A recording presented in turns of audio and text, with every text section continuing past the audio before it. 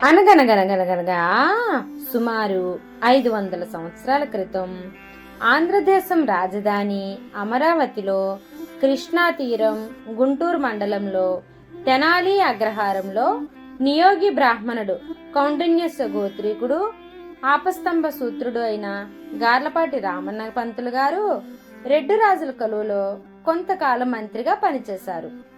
వారి సమర్థతకి సమయస్ఫూర్తికి ప్రభువులు ఎంతో ప్రశంసించేవారు. కానీ ఆయన ముక్కోపి. ఎప్పుడూ వారికి ముక్కు మీద ఉంటుంది కోపం. ఆ ముక్కోపమే వారి మంత్రి పదవిని ఊడగెట్టింది. ఒకరోజు అతి చిన్న విషయానికి ప్రభువుతో మాట పెరిగి, మీరంతా మీ బోడి ఉద్యోగమే పాటి అనేసి పదవి వదిలేసి ఎంచక్క తమ పూర్వీకుల ఈనా గ్రామం అయిన తెనాలి అగ్రహారానికి సొంతింటికి తిరిగి వచ్చేశారు. రామన్న గారి పదవి పోయింది గాని దాంతోపాటు అంటుకున్న దర్జా డాబు పోలేదు. పైగా స్వతహాగా దాన ధర్మాలకి పెట్టింది పేరు.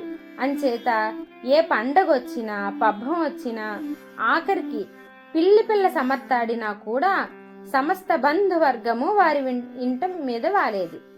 వారాలు నెలలు తరబడి మేసి తీరిగ్గా తిరుగు ప్రయాణం కట్టేవారు. అట్లా బంధువుల మర్యాదలకి రామన్న గారి దాన ధర్మాలకి తాత ముత్తాతల కాలం నాటి ఆస్తిపాస్తులన్నీ తరిగిపోయాక గుంబనంగా కాలం గడుపుతున్న రామన్న గారి దంపతులకు నోములు ఫలించి వారికి కొడుకు పుట్టాడు.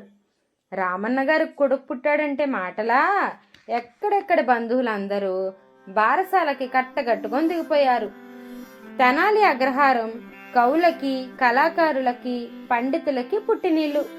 పైగా ఆ అగ్రహారానికి ధర్మాధికారి పూర్వమంత్రి అయిన రామన్న గారింట వారి పుత్రుడికి బారసాల నామకరణ మహోత్సవం.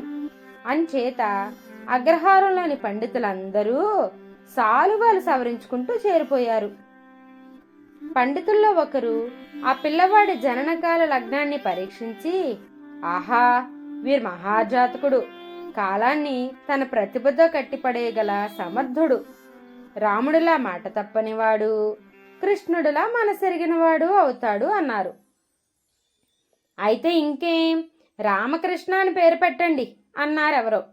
రామన్న గారు తల పంకించి, మా ముత్తాతగారి పేరు అదే అన్నారు. కొడుక్కి ఆ పేరు పెట్టడానికి మానసికంగా సంసిద్ధుడైపోతూ అంతలో బంధువుల్లో ఎవరో కల్పించుకొని, మన గణపతి శాస్త్రుల వారు ఏదో సంకోచిస్తున్నట్లున్నారు అన్నారు. ఇందులో సందేహించడానికి ఏముంది నా బొంద? ఈ జాతకుడు సమర్థుడే కాని రాముడిలా మాటిస్తూనే దాన్ని ఎలా ఎగ్గొడదామా అని ఆలోచించే రకం. కృష్ణుడిలా అందరి మన్ననలు పొందుతూనే గండాల పాలవుతూ ఉంటాడు. తానెంత సంపాదించినా తన కోసం ఏమీ దాచుకొని భోలాశంకరుడు. ఘనుడు ఘటకుడే గాని లింగడు. దోసుడి నీళ్లు చిటుకుల భస్మంతో సంతృప్తి చెందే రామలింగడు అన్నాడు గణపతి శాస్త్రుల వారు. వెంటనే ఇంకో బంధువు కల్పించుకొని, ఇకనే రామలింగడు అని పేరు పెట్టండి అనేశారు. రామన్న గారి అర్ధాంగి బాలుడి తల్లి బాలింతరాలైన లక్ష్మమాంబ ముసిముసిగా నవ్వి, మా ముత్తాతగారి తండ్రి గారి పేరు రామలింగడే అంది. వెంటనే, అయ్యా రామన్న గారు, సుముహూర్తం దాటిపోతుంది, పిల్లాడి పేరు ఏమిటో నిర్ణయించండి మరి. రామకృష్ణుడా రామలింగుడా అని అడిగాడు బారసాల కార్యక్రమం జరిపిస్తున్న పురోహితుడు. ఇందాకే మా అన్నయ్య చెప్పాడు కదా రామకృష్ణ అని. ఏ అన్నయ్య అంది రామన్న గారి చెల్లెలు ఇంటి ఆడపడుచు. అదెట్లా వీలవుతుంది? ఏం బావా, మా చెల్లెలు కాపురానికి వచ్చిన ఇన్నేళ్లకి ఒక్క కోరిక కోరింది, అది తీర్చలేవా? రామలింగడు పేరు పెట్టాల్సిందే అన్నాడు పిల్లాడి మేనమామ ఖరాఖండిగా. ఓ అబ్బో, ఒత్తగొడ్డికి అరుపులెక్కువ అన్నట్టు మా అన్నయ్య కొడుకు మీద మీ పెత్తనం ఏమిటి? బోడి పెత్తనం. మీ రామలింగం సప్త వ్యసనాల్లో పీకల దాకా కోరుకుపోయి కొంప గోడు వదిలేసి సన్నాసుల్లో కలిసి దేశాలు పట్టిపోయాడు.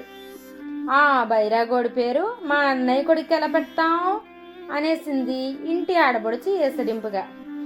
చెప్పొచ్చావులేమ్మా, మహమీ బోడి గొప్ప ఎవరికి తెలీదు. మీ రామకృష్ణయ్యకి ఏం తక్కువ తిన్నాడా? ఇంట్లో మహాలక్ష్మి లాంటి ఇల్లానికి శోభ పెట్టి, ఇంటి పెరట్లో ఒకదాంతో, పొలంలో మరో దాంతో, చెరువు గట్టుకాడ ఇంకో దాంతో, ఇట్లా అడ్డమైన వాళ్ళందరితో సంబంధాలు పెట్టుకొని కుష్ఠరోగం వచ్చి కొట్టుకుపోయాడు. అట్లాంటి రోగిష్టి పేరు మా చెల్లు కొడుకు ఎలా పెడతాం అనేశాడు పిల్లాడి మేనమామ. పెట్టడానికి నువ్వెవరు, పెట్టించుకోవడానికి ఆ బికారిగాడెవడు?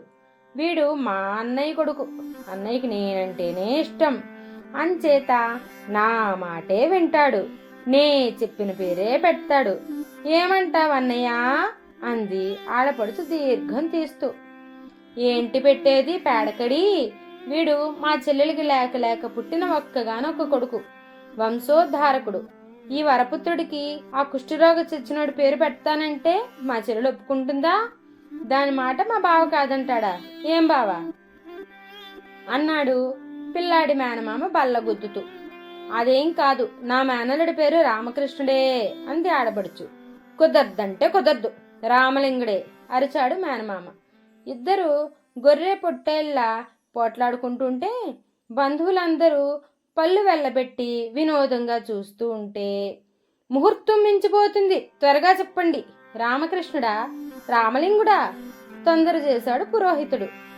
గార్లపాటి రామన్న గారికి చిరాకెత్తుకొచ్చి, ఎవడికి ఇష్టం వచ్చిన పేరుతో వాళ్ళు పిలుచుకోండి, ఈ తిక్క వెధవికి నేను పెట్టేటంతటి వాణ్ణా అని అరుస్తూ లేచి వెళ్ళిపోయాడు. తన పేరు రామకృష్ణుడా రామలింగుడా అన్న సందిగ్ధాన్ని బారసాల నాడే రేకెత్తించిన ఆ పసివాడే లోకవ్యాప్తంగా ప్రసిద్ధుడైన వికట కవి తెనాలి రామలింగ.